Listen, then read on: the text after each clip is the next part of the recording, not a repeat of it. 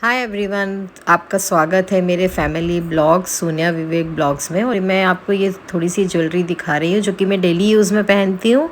और ये जो ज्वेलरीज़ हैं वो बहुत साल पुरानी, मतलब 10 12 15 20 साल पुरानी है।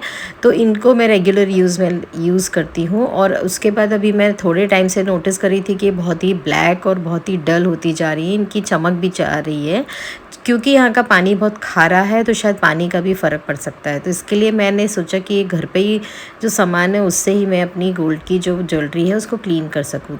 तो मैंने एक छोटे से बर्तन में पानी गरम कर लिया है। मैंने सिर्फ गरम किया है, उसको बॉईल नहीं किया है। आधा नींबू ले लिया है और करीब 1 से 1.5 चम्मच नमक ले लिया है।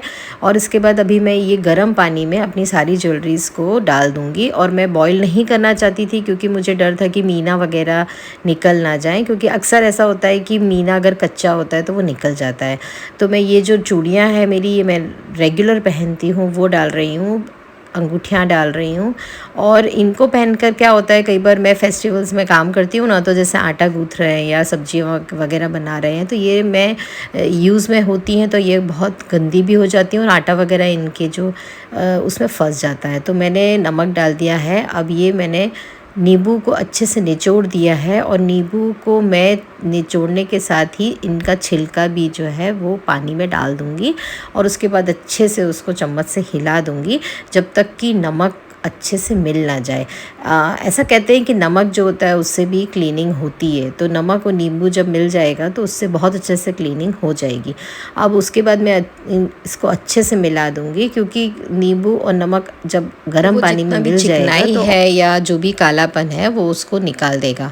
तो यहाँ पर मैं अच्छे से गर्म पानी में सब चीज़ों को डाल दे रही हूँ। मुझे थोड़ा सा डर भी लग रहा था, क्योंकि क्या होता है, मैंने कभी भी घर पे क्लीन नहीं किया है, ना ही कभी ज्वेलर को दिया है। और मैं थोड़ा सा डरती भी हूँ कि आते जाते रास्ते में कहीं कुछ प्रॉब्लम ना हो जाए। तो बस इस थोड़ी देर मैंने करीब 10 मिनट रहने दिया है। अब मैंने एक और छोटी कटोरी ले ली है, उसमें मैंने लिया है थोड़ा सा विम, क्योंकि विम लिक्विड होता है वो भी चिकनाई को हटाने में काम में आता है। और साथ ही मैं ले रही हूँ कपड़े धोने का कोई भी वॉशिंग पाउडर, मतलब वॉशिंग पाउडर भी ले सकते हो या उसका लिक्विड भी ले सकते हो, लेकिन वॉशिंग पाउडर जो होता है वो भी क्लीनिंग के लिए बहुत अच्छा माना जाता है।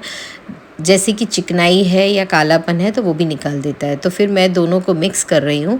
और मिक्स करने के बाद मैं ये जो गर्म पानी वाला जो सॉल्यूशन है, जिसके अंदर मैंने नमक और नींबू डाला हुआ है, ज्वेलरी डाली हुई है, मैं उसके अंदर डाल दूँगी और थोड़ी देर रहने दूँगी। इसके बाद मैंने एक चीज़ ये देखी कि पानी जो है ना वो तुरंत काला हो गया था। मतलब पहले पानी काला नहीं हुआ था, पर जब मैंने ये लिक्विड डाला ना तो उसके बाद पानी तुरंत काला हो गया था। और शायद वो जो ज्वेलरी का जो भी डस्ट था या कालापन था वो निकाल रहा होगा। देखो आपके सामने है कि पानी किस तरीके से काला होता जा रहा था।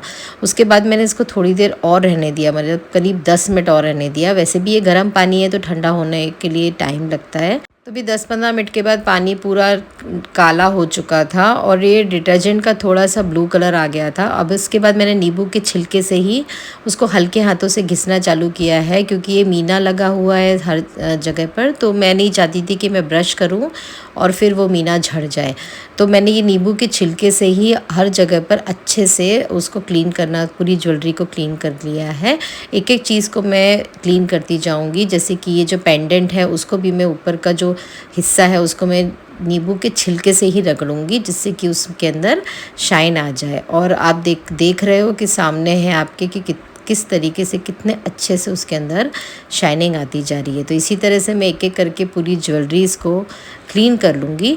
और ये जो चेन है ना, इसको भी मैं नींबू के छिलके की सहायता से ही क्लीन कर लूँगी, क्योंकि कई बार कई लोग ब्रश या कई लोग स्कॉच ब्राइट है या जो भी है वो यूज़ करते हैं। पर मुझे थोड़ा सा डर लग रहा था, क्योंकि ज़रा सा भी अगर एक भी जॉइंट अगर निकल जाता है ना तो फिर उसके लिए फिर हमको ज्वेलर के पास जाना पड़ेगा।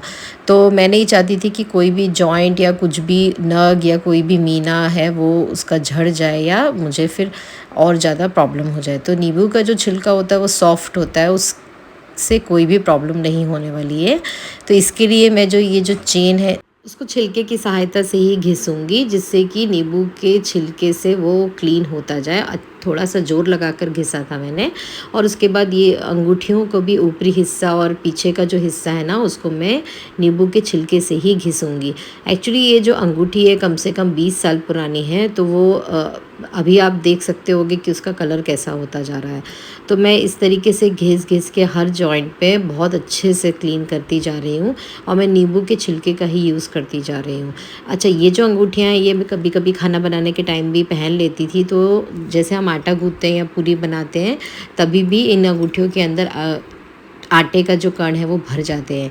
तो उसके लिए फिर मैंने बाद में ब्रश यूज़ किया था और अभी मैं यूज़ कर रही हूँ पुराना ब्रश लिया है मैंने, नया ब्रश नहीं लिया है, क्योंकि नए ब्रश के जो ब्रिसल्स होते हैं वो बहुत ही कड़क, मतलब ऐसे होते हैं जिससे कि फिर कुछ डैमेज ना हो जाए। तो ये मैंने थोड़ा सा घिसा हुआ ब्रश लिया है और ये पानी का जो लिक्विड है वही ले लेकर मैं उसको घिसती जा रही थी। तो वाकई में एक एक चीज़ का जो गंदगी थी वो निकल गई थी और बहुत अच्छे से सारे सामान क्लीन हो गए। वैसे अभी भी आपको क्लीन ही दिख रहा होगा जो कि मैंने पहले दिखाया था उससे। तो इस तरीके से आप यूज़ कर सकते हो और अपनी ज्वेलरी को बिल्कुल साफ़ सुथरा और चमकदार बना सकते हो बिना ज्वेलर के यहाँ जाए हुए।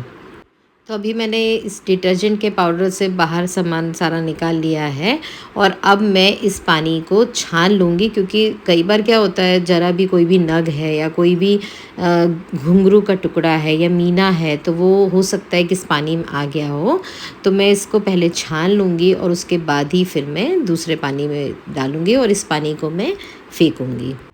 तो अभी मैंने एक दूसरा बर्तन ले लिया है, उसमें मैंने हल्दी डाल दी है और उसके साथ ही मैं थोड़ा-सा नमक डालने वाली हूँ। नमक से भी आपको पहले बताया था कि क्लीनिंग होती है, तो मैं चाह रही थी कि जितना भी डिटर्जेंट वगैरह डाला था हमने, विम डाला था और कपड़े धोने का जो पाउडर या लिक्विड डाला था, वो क्लीन हो जाए। तो मैंने वापस इसको पानी के अंदर डाल दिया है जिसमें हल्दी और नमक है और वाक़ई में इसका जो पानी था ना, वो भी देखो चेंज हो गया था, मतलब काला तो हो ही गया था, मतलब ये फिर से गंदा था और अभी और भी ये क्लीन हो गया। तो अभी मैं साफ़ पानी वापस ले लूँगी और फिर उसके बाद फिर ये सारी ज्वेलरी को मैं हल्दी नमक के पानी में से निकाल कर साफ़ पानी में एक दो बार और धो लूँगी। तो ये देखो हल्दी का पानी भी कितना काला दिख रहा है ना, तो मतलब इसके अंदर और भी गंदगी थी जो वापस से फिर से क्लीन हो गई। तो अभी मैं साफ़ पानी से अच्छे से मैंने धो लिया है ज्वेलरीज़ को और अब उसको मैं साफ़ एक बर्तन में निकाल लूँगी और उसके बाद उसको मैं पोंछ लूँगी।